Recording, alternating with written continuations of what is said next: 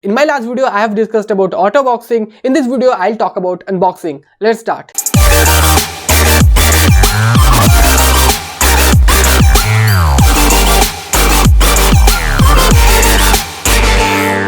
So what unboxing is? Unboxing is completely opposite to your autoboxing. So in autoboxing, what we do? We just convert our primitive data type into an object. In unboxing, we'll do the opposite thing. It means we'll convert our object into a primitive data type. So here what we have done, we have converted our variable into integer. So this I is an object, j is an object. Now what we'll do, we'll convert this I into a primitive data type. So I'll write int x. Within x, we'll write I dot int value.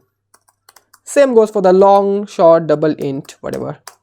And we'll print this thing, system.out.println x java c driver.java successfully compiled java c driver. Okay, we have to write java, yeah. So and we have got 100. Now we can do another thing, that we can remove this. Let's say that int y equals to I.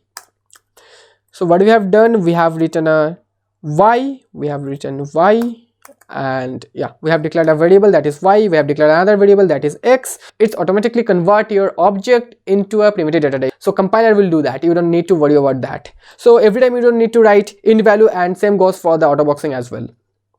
So let me compile this code, cls java c driver.java java driver. As you can see that we have got the output. So this is what unboxing is. In this series, we have discussed about what is wrapper class, what is autoboxing, what is unboxing. I think these portions are clear. See you in the next video.